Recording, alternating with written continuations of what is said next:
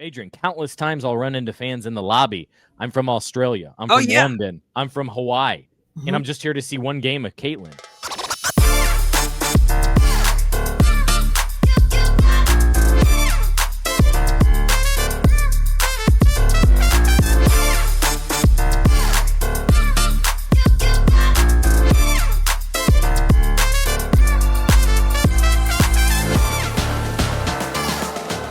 Welcome to another episode of the Adrienne Ross Show, where sports and culture connect.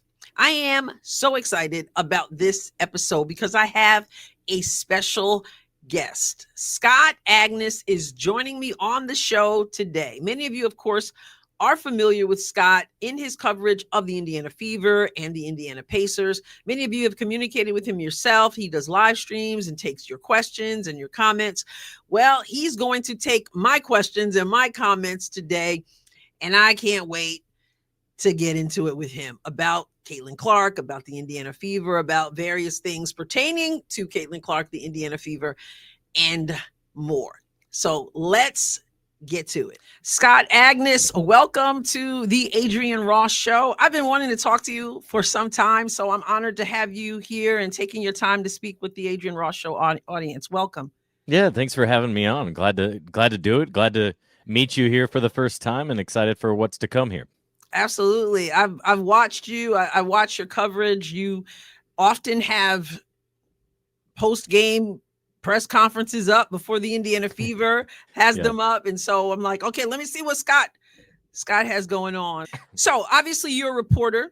And as a reporter, you're used to telling people like myself about other people. And I don't know how many people ask you about you, but I wanted to take some time to ask you about yourself, kind of get some background information about you and sort of do a combo of how you see things personally and how you see things professionally.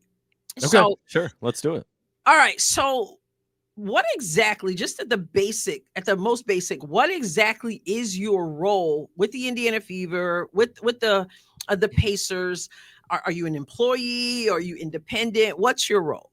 Yeah. So I'm self-employed. I run my own company, Fieldhouse Files, right back here. Launched that during the pandemic. So it's been, it's going on 5+ years now doing that. So that's the number one thing. It's almost exclusively Pacers news along with anything else related to the company.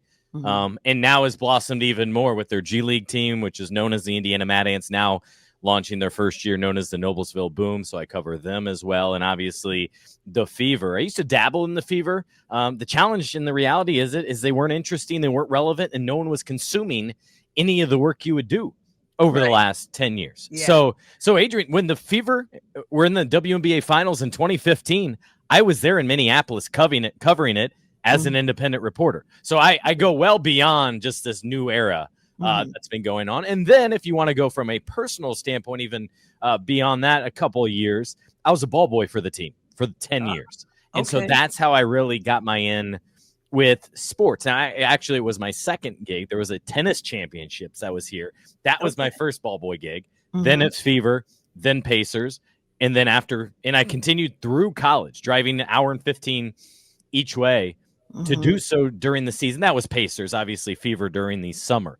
But I would work every single game. And now, to your point here in the current day, it's running my own gig. And on top of that, I do play-by-play announcing here with primarily IU India, the Horizon League, Butler women's basketball, the Big East, high school football championship at Lucas Oil Stadium. I'll do a couple games on the sideline for that as well. Hence why I have the mic and the setup in the podcast and all of that. But primarily what I had done until the Fever came out of the shadows here was as all Pacers coverage. And now I'm going on year 14 as the longest tenured beat writer over there, which is I'm also proud of, but also I'm like, wow, all right. Yeah, I know, right? No, the age is kind of catching up with you in a negative way from that standpoint. Yeah. So as I listen to you, then sports sounds like sports are in your DNA. You always wanted to do this. Absolutely. Yeah. I knew back in middle school. I have 3 older sisters and I would have a video camera with the old classic computer mic, right? Where it's the headset and then the extender mic. And I would attach that to the camcorder. And for high school soccer games, I'd be up on the roof of press box, miniature one, right? Because it's not that big a deal, or it certainly wasn't. Right. And I'd be up there by myself and just commentating, obviously to an elementary degree Sure. of who is passing the ball, what team has it, what's the score, and things like that. That was middle school. So I've known all through that. And then high school, I was radio voice. We had an incredible radio program, better than even college or some high schools around here. And so I had the privilege there of calling the football games, women's and men's basketball games. Some of those I would even produce myself. So that's why the audio, visual, and all that I've been at for quite a while now. And then, so all along I've known sports, broadcasting, and now it's kind of all inclusive, right? You have to do writing. You got to do social media. You got to be on YouTube. You got to do all of those things. I think the only thing I've held off to this point is getting on TikTok. Your story sounds like the Great American Story, but when I listen to you, it does remind me of these women that we're watching in The Fever. There's a paper trail of how you got where you are right now. It seems like you're talking about being a ball boy. You're talking about middle school. You're talking about putting in the work, right, to get where you are. So that so many of us are watching you. So congratulations to you. Yeah, I appreciate it. Young man. Appreciate that. Thank you. Yeah. Some of my favorite days I remember, Adrienne, was going back to high school is, the girls would play a road noon game on a Saturday. So I'd go to like Terre Haute, Indiana, an hour and a half away on the bus, call that game, ride the bus home. Boys have a game that night in their home game. Those are the best days. You'd have a double header. And the thing I've thought about here in today's world is how much better it would be off, which you probably attach a video to it component, stream that on YouTube, or you'd be at least updating fans with scores also on social media with a link. The audience and the potential there is so much greater, more than just a lot of parents and friends and family, obviously, listening at the time. Yeah. So I didn't intend to go all the way through here, but I'm fascinated by people. So I gotta ask, is this the ultimate for you? Not that you should drop your dream on anybody, but is this the dream? Like I said, the American dream, or do you see something even further down the road? No, I see something definitely further down the road. I think the one thing I do miss, I will say, running my own business is having teammates. We cover these sports. We cover, them having a coach to help lead them, or a front office to help guide, or teammates to be there, or you to be there for a teammate. That's the one thing I will say you do miss in the good times and the bad. When you have big wins, who do you celebrate with? Right? No, for sure. And so I think my long-term vision is what it was back. I was fortunate. Again, I knew exactly what I wanted to do. So I think my long-term vision remains the same as it was then, which ideally would be the play-by-play voice for a major team, a professional team, my alma mater at IU, something to that degree. Yeah. I think I would love nothing more than that. That's great. And I can relate to that person to person. My background is in teaching. And then I went into, I was teaching coaching, and then I went into a little bit of journalism, but stepping away from the classroom and now doing my own thing, you do kind of, you miss that. All right. So let's talk about the community of the Indiana Fever. Now, when you cover a team, I'm just going to talk about the Fever. Okay. Do you cover mostly from the perspective of a professional, or are you also a fan of the team? And how do you balance those two, if it needs to be balanced at all? Yeah, I am entirely covering it from a professional standpoint. I've kind of took off my diehard fan or whatever hats of basically all sports teams. The only one of mine I allow is Indiana football. And that's been a dream, because obviously they're having the greatest 2 years in my lifetime. Before that, I mean, getting to 4 wins, 5 years. 5 wins was a big celebration. So Pacers, Fever. I mean, even I was walking down the street and met someone. They're like, "Oh, you a big Colts fan?" I don't even cover the Colts. And I was like, "No, not really. I'm media." So that is my default. I follow it from a fan perspective, meaning I'm very curious on so many different things. But no, my day-to-day job, I focus completely from a professional standpoint. What do fans need to know? What needs to be called out? What needs more shine? What needs attention? All those different levels. Is that a conscious decision, or it just is? Yeah, absolutely. I know it's become more of a thing for a lot more people to wear their teams on their sleeve, or I mean, honestly, we see, I'm not a fan of it, but we see like a Stephen A. Smith nationally on ESPN rooting on the New York Knicks, and that a lot of Pacer fans upset. To me, I'm old school journalism from that aspect.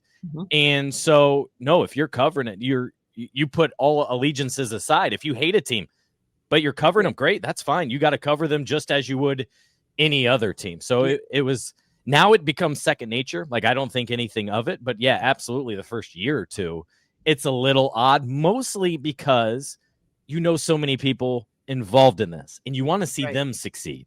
Right. It's not as much about the laundry as it is the people wearing the laundry. Yes. Speaking of covering this, I mean, you cover men, you cover women. Tamika Catchings is a big name in Indiana. I watched her. I watched her in Tennessee. I still miss Coach Pat Summitt. Just gone too soon. And so I remember the Meeks, Tamika Catchings, Tamika Randall, Shamiqua Holtzclaw. Somebody said the other day on their podcast, who's Shamiq Holtzclaw? And I'm like, what? How do you not know? But anyway, so she's beloved. She's beloved in Indiana. Caitlin Clark is a whole different story. And you get to cover her. Have you seen anything like this? What we call the Caitlin Clark effect? What is that? And how do you see it from your professional viewpoint, this Caitlin Clark effect? Yeah, first of all, I can't say enough good things about Tamika. I am biased. I'll 100% admit that. She's the best person I've ever met, the best human. And there is that tie. When I talked about being a ball boy for 10 years, I kind of view myself as her ball boy. I warmed her up before every single game. Wow. We had that connection. We had a routine, and so I obviously didn't do much at all with her career, but I was a small part of it. Like, I even think back to in the playoffs, I was fortunate, like, she had an injury.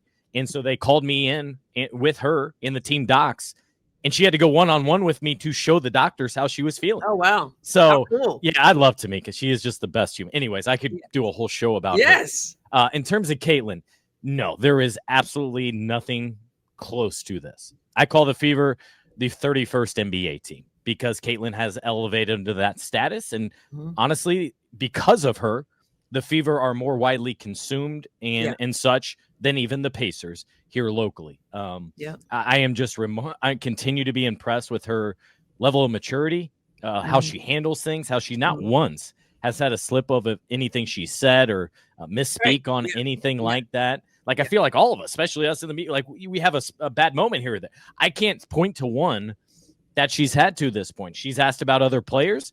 She speaks highly of them. Hey, can't wait to play them. Or I've played her in high school and, whatever. Or the league, you can tell. I think this is probably just natural of a player still new to the league, barely, not even 2 years, still trying to find her footing and voice in terms of when to speak up from league-wide issues. And obviously that's big time right now with the collective bargaining agreement. But no, the fact that for example, when Caitlin was here to start the season, ESPN sent a reporter here and was going to plan to basically travel full-time. Caitlin gets hurt.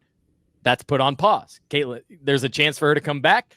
That reporter comes back. It is big business. Everything with Caitlin, whether it's atop my mind is this golf tournament coming up that she will play in the Pro-Am here in a month. But just anything from her Nike deal to Wilson, like you have those great basketballs behind you. The business of Caitlin is as fascinating almost as much as Caitlin on the court, because what she has understood, which is remarkable, is not only is she an incredible basketball player, but she's an entertainer. People see her to put on a show, to entertain, to do things that the ordinary person either can't do or not nearly at that high a level. And I think she does, as she's expressed several times, she does not take for granted how much these fans are traveling. I mean, Adrienne, countless times I'll run into fans in the lobby. I'm from Australia. I'm from London. I'm from Hawaii. And I'm just here to see one game of Caitlin. Yeah. I'm like, wow. So just to get here, you spent thousands of dollars. Absolutely. And that doesn't even take into account the tickets. So no, she's a whole business to herself. And again, why I view them as the 31st NBA team. And not only that, like, people continue to travel even though she wasn't playing. They purchased tickets to watch Caitlin Clark. Just to see her. Just to maybe touch her or get an autograph. Exactly. And I've said this, and I'll say it over and over again. I have a lot of respect for Caitlin's game. The logo threes, as a point guard myself, the pinpoint passes are as entertaining to me. But my respect for her grew in this 2025 season for someone as talented as she is, as passionate as she is, and said, I'm still showing up for my teammates. I'm still going to be in the huddle. I missed one game, and that was because Connor had a death in the family. I'm still there. It's phenomenal at 23 years old to possess that kind of, to be that poised when you want to be out there is absolutely huge. Now with Caitlin though comes what Stephanie White recently talked about.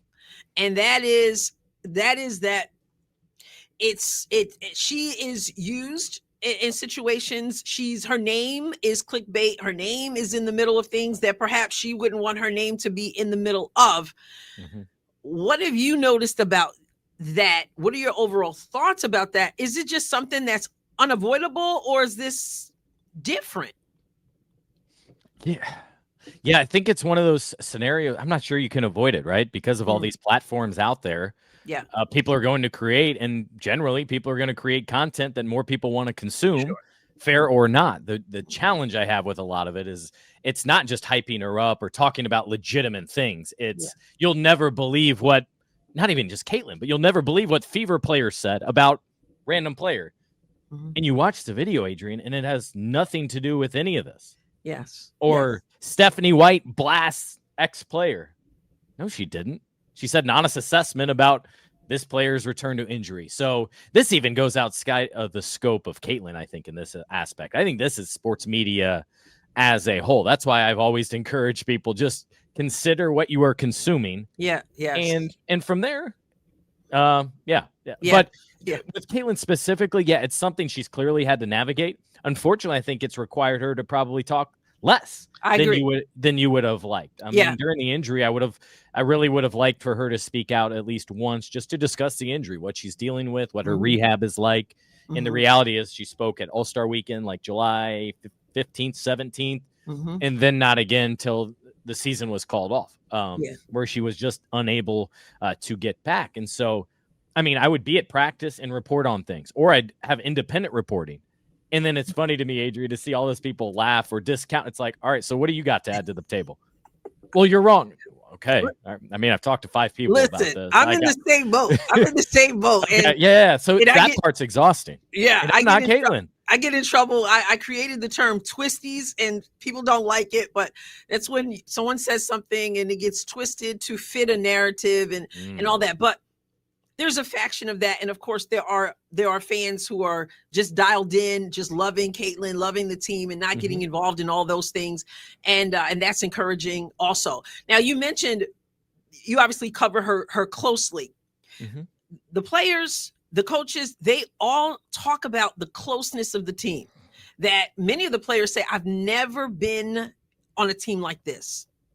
And to what we're just talking about, there are people who are like, nah, that's not true. Nah, they're just being diplomatic. That's not the case. Kelsey can't stand Caitlin. Coach White is trying to sabotage. And there's a whole lot of that goes on. You got the checklist, don't you? Right there. I deal with this all the time. But and not everybody is doing that. I don't want to paint the wrong picture, but there is some of that, some really strong feelings about that. From what you observe, do you detect a certain closeness and camaraderie that perhaps is rare, as these players are saying from their experience? I think they're what they did and accomplished on the court, given all those circumstances, left that without debate. Like you cannot perform at that level to get to overtime, 5 minutes away to the finals, down 8 players at that point. Yeah. If there's jealousy, if you don't like each other, if you're already thinking about the off season. I mean, the challenge, and we can be real here, this is one thing I would love for the Players Association and league to figure out. The reality is this has got to be item number 49 of their list here, is locker rooms are closed off. So I can't really give you a great feel or indication other than secondhand. Right. And when we're allowed to see practice, I mean, what can you deduce from that, right? Like, wow, they had one conversation. They must be really engaged with each other. Or on the other side, wow, she gave her the cold. No, like if I don't know, I'll absolutely say. And it's one of those situations without being in the locker room. I think it's so important. That's one of the things I prided myself on, is always being there, always showing up. Even if there's not a story to write today, there might be something that can be added to a story down the road. So I go off of what we saw this year and of everything this group talked about. Yeah. I mean, I think back, Adrienne sitting there in Atlanta covering what would have been game 5 and their teammates. It's a lot of what is notable to me is when players or coaches bring something up that you don't even ask them about and then multiple do it. That's where I've really felt Brianna Turner's impact, for example, because so many players wanted to talk. You have no idea, they would say, her impact, or she has just been a rock in our locker room. It's like, okay, don't stop there. Keep going. Tell us. Yeah, absolutely. Right. That's the stuff fans and us media even want to know about. And and so sometimes they just need the opportunity. And a big game, her filling up, really a great series for Turner against Atlanta gave them that excuse. And so to finish up that previous point that I was making, the challenge in the current environment is while players, for whatever reason, don't want media in there, the reality is if you're not a top 2 or 3 player on a team, you're undercovered because there's few opportunities to get you. Now, some of the PR staffs will do a good job of pulling a player aside, but there's so many challenges in that. Like a locker room's halfway down the arena. Do they come to you? Do you go to them? They may already showered. Do they want to get the heck out of there, but you have 5 minutes versus just opening a locker room. You have 20 minutes, bounce around. Whereas in that aspect, Adrienne, one thing I love to do is I don't need full interviews, but maybe you go ask Aaliyah Boston, hey, I saw this. Am I on the right track here? Or Lexi, tell me about that big play that really shifted the game or whatever. Versus a press conference where it's a 10 or 15-minute commitment. So I doubt they'll do anything, but that's something, Adrienne, I think would be huge for our coverage and for fans to have a better understanding of teams and these individuals on down the line. Yeah, I like it. Yeah, more access, the better. Let me shift a little bit to Caitlin's injury. You, if I remember right, broke the issue about the ankle. Yeah. Until you said that, we're all praying for a healed groin. Yeah. How does it work out that you become the person, not the team, who shares that information? Are you given like the green light that you can speak of it, or you found out right before we found out? So in that instance, it was one of the cases. It feels like 2 or 3 plus months, or I guess it was July. Anyways. Yeah. So in that instance, what it was that next game, I want to say it was 2 days later, Chicago. It was Breon January kind of stepped on her foot or something. I was like, something's off here. No player reacts like that. But Caitlin clearly was in pain or got hit in some way. So that sparked my instinct. All right, I saw something. What am I seeing here? So that's where you try as a reporter to check in with different people. Some people ignore you. Some people will get back to you in a few days. Some might answer right away. And with something as serious as an injury, as massive as Caitlin, unless Caitlin's telling me herself, I am not going with one person or maybe even 2 people telling me that. Right. And you want more to the story. So I forget the exact, but I think that was maybe 3 days after we later found out it happened. So you're talking like August 10th here. So then I'm calling around trying to check in and see things. I'm at practice for a couple days, seeing if there's any obvious either treatment or something. Anyways, point being here is I finally got enough to go with it. And so I do. There's no one has to being my own boss. I mean, once I feel comfortable in my reporting and that I have enough, that I have quality sources as well. This isn't just an Uber driver that heard something. Yes. Then I can go off that. Now, as a reporter too, the only thing I did do as a fair is you don't want anything to be a surprise. So you call PR and say, hey, by the way, I learned this. I have this. My story's about to run. I just wanted to alert you that this story is coming. So that's how kind of that all went down. No one ever wants to be surprised. Right. Any idea, and I assume it's just speculation, any idea why we heard it from you first and not from the team? No. And that's one of the frustrations, because to me, you didn't even need to overplay it. All you got to do is have Stephanie White at a practice. It may not even have to be the first one. Hey guys, just wanted to alert you, Caitlin, it was at the court, on the court there in Phoenix, and unfortunately had a mild setback right here. Like, she was trying to train, and as can be the case, it often happens and goes unseen or unnoticed. But she's dealing with something with her ankle, and I just wanted to alert you. So, I mean, to me, Adrienne, that's as simple as it needed to be. Right. It didn't need a press conference. It didn't need a press release, but something substantial happens with any player, but especially your star player. I think your fans, the media, everyone deserve to be alerted about that. And it's as simple as that. Yeah. And that creates the kind of animosity and distrust. And so people begin to think, well, what else are they hiding from us? And it becomes a big thing where you can get ahead of it. I have to believe there was a reason they felt it necessary not to share that information. I don't know. Sure. And it could be a number of levels. And I don't know the answer to this, so I'm not steering away or anything, but it could be PR, could be the front office, could be an individual's representatives. It could be that training staff. It could be her personal I don't know. It could be a combination of all those, but it's not. I do want fans to know it's not as simple as it's one person's call here or whatever. It could be internal. It could be external. We don't know, but no, that's one thing we never got clarity of this season. Never got clarity. Lexi Hull just had an article, Glamour magazine, great honor for her and other players. And she commented about jealousy and that everyone everyone gets up for Indiana. Like it is that Fever versus everyone kind of mindset that even Sophie They're America's team, right? Yeah.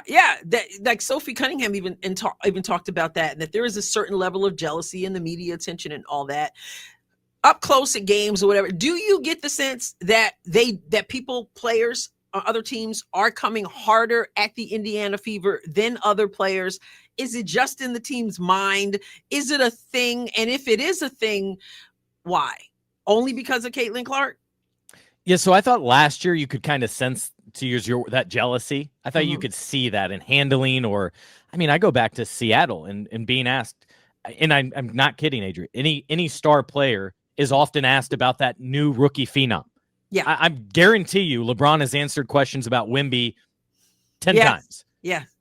That is typical. This is nothing unusual. And so when I forget the circumstances, I think Seattle might have lost the game. So you also understand some frustration, but they were asked, hey, what's it like having Caitlin in the league? Or just a softball type question where you talk about one of the bright young stars. I'm not asking me about anyone else. I want to talk about our rookies. It's like, all right, part of me gets that. You want to boost your own, but also, look, the reality is this is a star player for your league, and her doing well means better for the league, means better for your team, means better for team sponsors. I can't remember. It seems better for the CBA right now because her name is certainly coming up now. Yeah, exactly. And I mean, I can't ever remember hearing Tyrese Halliburton not want to talk about the next bright star. If anything, they prop him up. Man, I played with him in Team USA. He's back. Cooper Flack. There you go. The #1 pick this past year. Rick Carlisle was just asked about him because they're playing them tonight as we're recording this. And so to finish that point, there was something that was just off last year. I didn't feel that as much this year, but I think what the opposing teams realize is, one, every game's basically national TV. Yes. You know, a lot of eyes, a lot of social media people are discussing this. So no, it is not an ordinary game. There's way more people watching, way more interest. And you want to show what you can do against some of the best. In the Fever, with Caitlin, with Kelsey, and growing and getting there is Aaliyah Boston. You want to show how you stack up, whether you're better or whether you should be remain atop the mountaintop. Yes. And so, I think that absolutely is part of the conversation there. And I thought with some of the complaints out there about how many nationally televised games the Fever would have, I'm thinking, like you just said, this is your opportunity. Eyeballs looking at the Fever are eyeballs looking at you. So bring your game.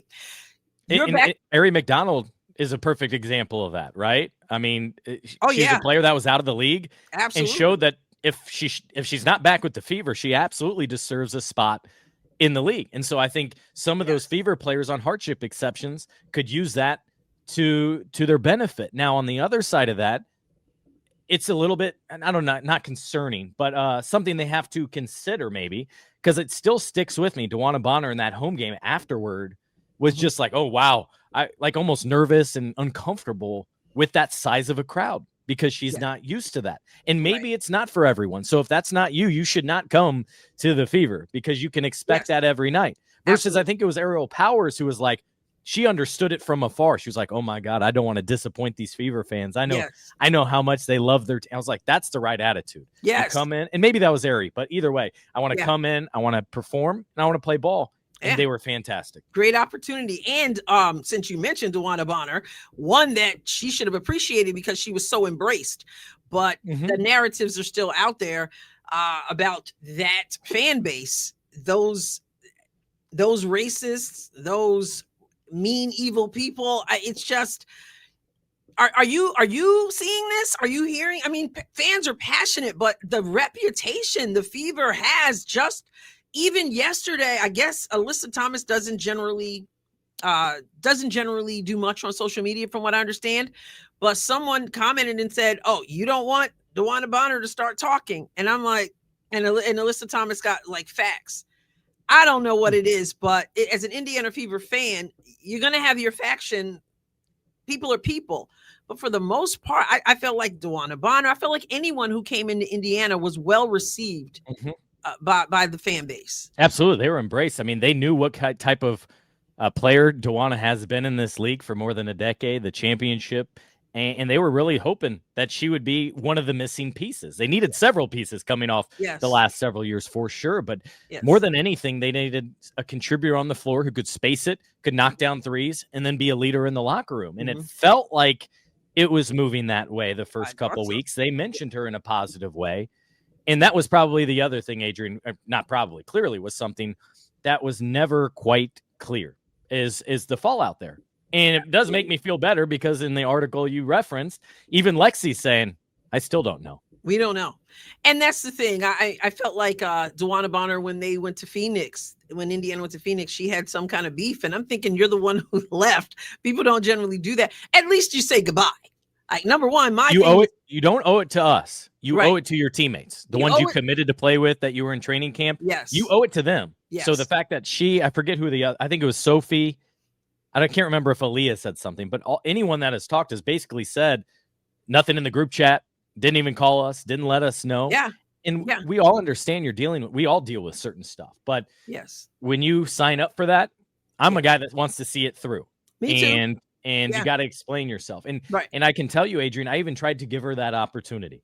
And when she was back here in Indiana for the last time, it was like the last week of the regular season, I got her in a hallway through PR afterward and said, hey, DeWanna, a lot of fans don't know what happened. Can you explain where you were when you signed here and the excitement level and what changed that you wanted out? Open floor. Take it however you want. You're just trying to start stuff. Nah, I'm not doing that. What are you doing? Ask me about the game. It's like, well, you didn't play great. Are you sure? Maybe you don't want me to ask you. Say that. So then I go, okay, to the game, you heard some boos. How did that make you feel given you started the season here?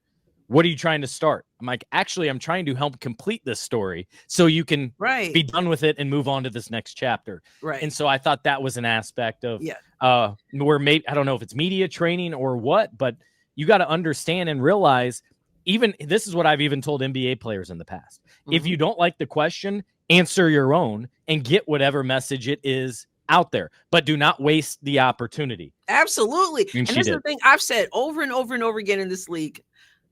They have to have media training.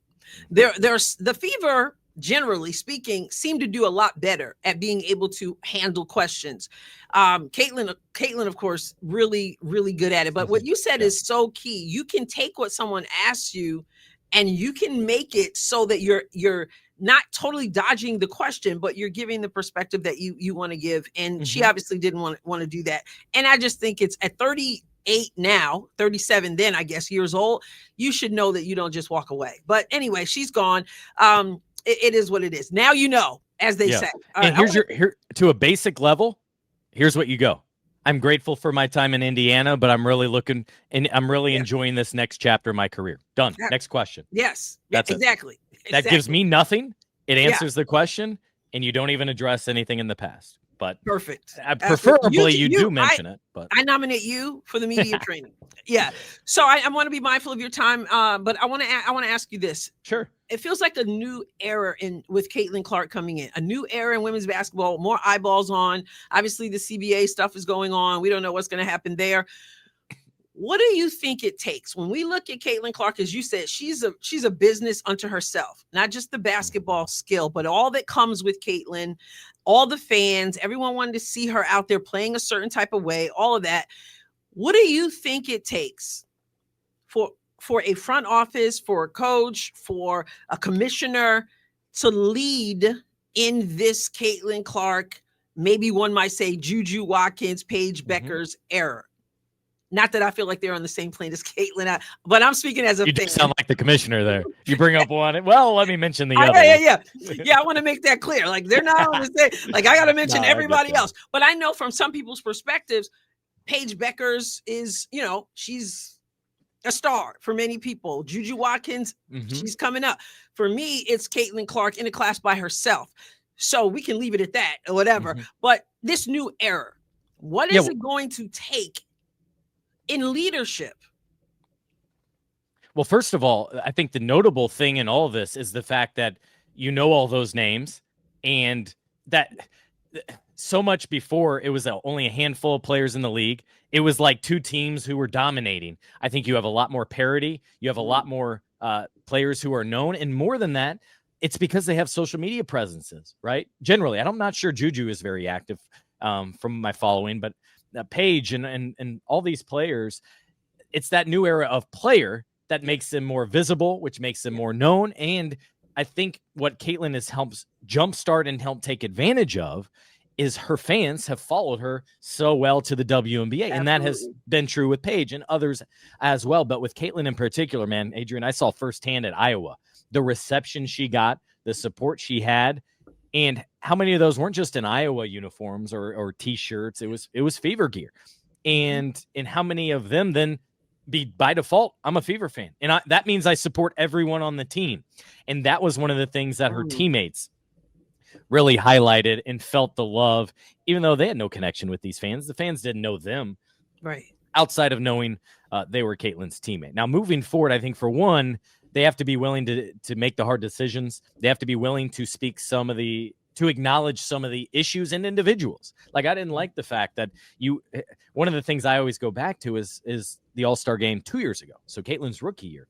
And during her press conference during the All-Star weekend, it was in Phoenix, Kathy laid out all these numbers, TV ratings are up this and social media, incredible this. Yeah. So I had one of the questions. I go, Kathy, given all those numbers that you just laid out, and then just asked her about Caitlin, like how significant has it been? There wasn't a lot of meat on that question. Again, it was kind of I would just love to hear your experience with Caitlin and how positively she has impacted the business of the WNBA as you're trying to skyrocket forward. And she did what we referenced there. It was, she's been great and this player's been great and didn't really address it. So I think you need to own up to, hey, this player's really been substantial. Clearly what the Indiana Fever are doing with their audience, with their TV interest, with their merchandise sales, with their not just U.S. appeal, but worldwide appeal. Our numbers are showing that. I go back to this year's All-Star game, Adrienne, with injuries. And it's, our data doesn't say that. Well, my eye test tells you that I think at that point, 9 of 13 teams were without their best player. So something was going on. And this doesn't even talk about the bottom line with the players, how they're getting paid or how much and those certain things. As someone who's not in it or having a direct benefit, let's say, from all this, thing I keep pushing for is you got to add roster spots. And again, we dealt with this here with the Fever this past year. I don't know if it's as simple as adding 2, I don't know what you want to call them, developmental roles where those players get kind of a half salary of the minimum. They're around the team for everything. They are fully a part of the team and can play if there are injuries. Well, look around the league. I think every team dealt with injuries. And so I think about a player like Bree Hall, who the Fever liked. They drafted, was in training camp, then cut. And then she was brought back like 5 months later. Think if she was within this system, she was working every day with their player development coaching staff. She knew the play. She knew everything. Maybe she could have contributed a little bit more in the postseason. Those are great what ifs. But to have 4 hardship players in a semifinal round of the playoffs, that was one of my big issues with all this. That's rough. I have to backtrack on how I used to feel, because when people would say, well, they need more players on the team, I'm remembering from just being a high school basketball coach, the more players you have who are not playing, the more disgruntled players you have. Yep. And so my thought was, well, if they're not going to play, then why should they be there being unhappy? And then we get this season, and I'm looking and I'm thinking, oh my goodness, you're like Kelsey just said when she went to Team Lily, when they showed up, Caitlin and Ari yesterday. She's like, you look to the left, somebody's down. You look to the right, you look up, you look where's Sophie? Everybody's out. And so hopefully that's part of the negotiations for the CBA. I don't know what's going on with that. There's so many CBA questions, right? With all that, so many, and Friday's coming, and who knows what's going to happen. But yeah, back to Caitlin Clark as we wrap up, and that's this: you ask questions of players all the time. Have you ever done a one-on-one with Caitlin? Sit down one-on-one? Not with Caitlin, no. You haven't. So here's the question. He has not done many. I think just local TV, to my knowledge, and like that Time magazine. Yeah, not many. Not many, right? So if you are the guy on the stage, mic in your hand, and you get to ask Caitlin one question that not necessarily you want to know per se, but that you know that other people want answered. Yeah. What's the question? It would definitely tap into what you said earlier about the human element more than the basketball. I'm not sure my first question would be anything basketball related. Yeah. And that also speaks to her global impact. And so, I'm not asking her about an injury update or, how many shots have you made in a row? I think it would come back to something to the extent of, at what point did you realize this level of impact that you have on everything? Yeah. And in those moments behind closed doors, what is it like when you can turn off and just be you? And how much do we ever see of that? Yeah. Something like that. And you hope it gets her talking about some genuine reflection, and also truly sharing what it's like to be her. That's at the end of the day, with all these players I cover and coaches, that's generally what I'm trying to find out is what makes you tick? Why are you the way you are? Exactly. It might even be something into her competitiveness and passion, because everything she does comes from that. Right. And so I am endlessly fascinated by that. Yeah. As well. That's a great angle, because one of the things I think about Caitlin is what I thought about Kobe as well. They're very measured in what they say. I don't think you're going to, like you just said, they're not going down a path they don't want to go down. And so with that, there's a certain level of being guarded, and there's wisdom in that as well. And so you get to see, I think, exactly what Caitlin wants you to see. Just as I felt like with Kobe, you're going to get exactly what he wants. He's not slipping up. He's, but I would love that too. I feel like with Kelsey Mitchell, she bears it all. It's about her family. It's about her dad. It's about how Coach Stephanie was the only one who believed in her other than her dad. You get that with Caitlin. It's very measured, but I would love that all walls down, and just, what is it like to be Caitlin Clark? So I love that. She would never do this, but I would love just a day in her life. Like, I wonder the little things she has to think about. You and I go to Chick-fil-A. You don't think anything about it. Does she need security? Does she have to order ahead? Do they bring it out to her? Do you have to take a second car? I don't know, but I am fascinated by the level. Now, living, I think, in Midwest and here in Indianapolis, like you'll occasionally see a Tyrese Halliburton or a Pacer player walking down the street. No one really bothers them. They might want a photo. Maybe it's it's certainly a high five, but I don't think it's the level in which others might expect, where you're hounded by people or anything like that. But just to do anything would be what's it like going to get groceries? The one time we know about, Adrienne, downtown, there was a basketball team there. They took photos with her, and then that gets all over the internet. Like, you can't go get groceries without people. Like, part of it's a blessing and fortunate, and that you can have any kind of impact that you can have on others. Yeah. But also, there is such gravity and weight to be her, to be a Kobe, to be a Peyton Manning, who I often bring up because they have the same agent, same agency. I feel like she is Peyton Manning light in the way she talks, how she carries herself, how she understands all the different parts of the business. And when this person talks, they're probably going to bring up this. And Yeah. It's endlessly fascinating with how she does that. And I think some of the jealousy or looking at Caitlin, you might go, wow, I wish I had that.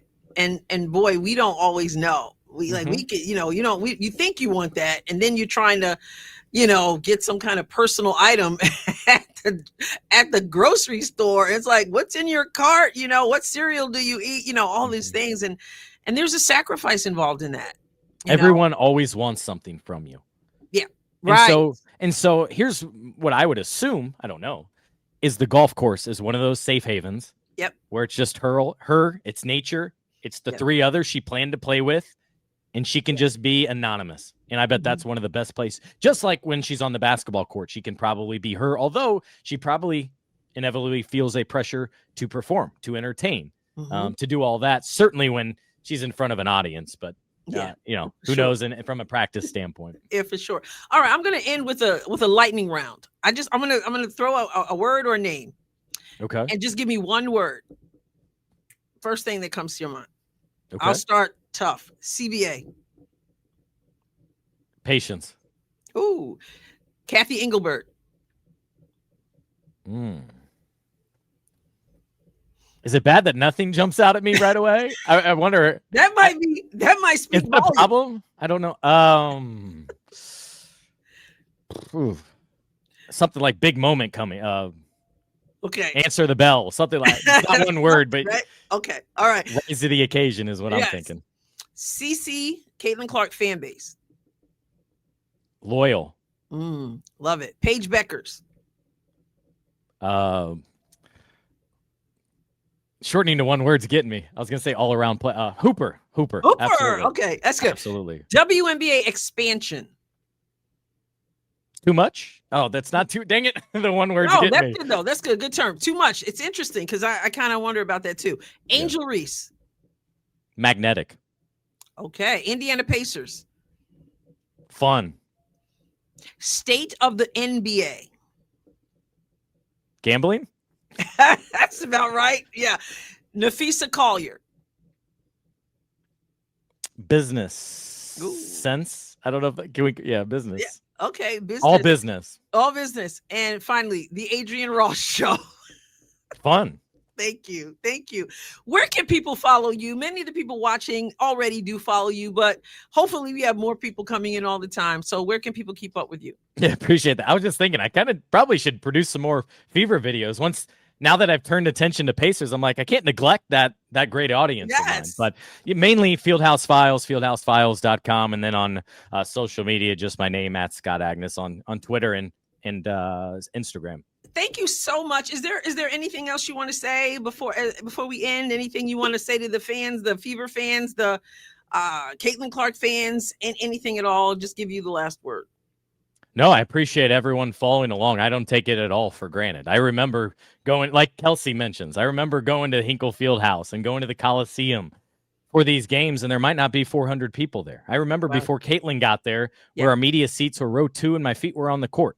Now we're just below the balcony. So while business changes, you feel the effects of all this. And so I appreciate fans tuning in or however they're consuming all of our work. And I hope they understand that we're just doing the best we can every single day to try to add to a positive conversation while also telling you what you need to know. Yeah. And I appreciate you very much. And not only your reporting, but you go above and beyond. You're doing live streams. You're responding to questions. You're putting yourself out there in many of the same ways that we want Caitlin Clark to do. And you're doing that for us. And you're kind of like the bridge. And so we appreciate that so much. And thank you so much for taking the time for me. Yeah, thanks for being patient. As I told you, the fans I was a little sick and ill. Went to the doctor 3 times. Wow. And I think we finally figured it out with a steroid. Anyways, that's beyond what people care about. But it makes me think, though, of all the travel we do. We got to factor that in more when we're talking about players and we're talking about player safety and rest. Like, yes, they fly private planes. Yes, they're staying in 5-star hotels. But nobody can just skip over the effects of, Fever going from Vegas to Indiana to that's not necessarily the most healthy thing. And so you see more injuries. That's one of the areas in sports that I wish we could solve. You're never going to, but Yeah. I go from the Fever and all their injuries, Adrienne, to now the Pacers with 9 players on I'm the like, injury list. Stop drinking the water. Like, for real. Something that's the only negative thing happening right now in Central Indiana. It's these injuries that continue to mount and not allow fans to see the full potential of their teams, both Fever and the Pacers. Yes. Well, thank you so much. You do such a wonderful job. I appreciate you, and God bless you abundantly. Very well. Thanks for having me on. All right. My pleasure. I hope you enjoyed my conversation with Scott Agness as much as I did. I really appreciate him taking his time to speak to the Adrienne Ross Show family. I know he's busy, so I don't take it lightly. I hope also that you will follow him on the various platforms he recommended. I think you will be very glad that you did. So thank you so much. Make sure you thumbs up this video, share with someone. Also, subscribe here at the Adrienne Ross Show if you haven't done so yet. And I'll catch you next time, God willing. God bless you abundantly.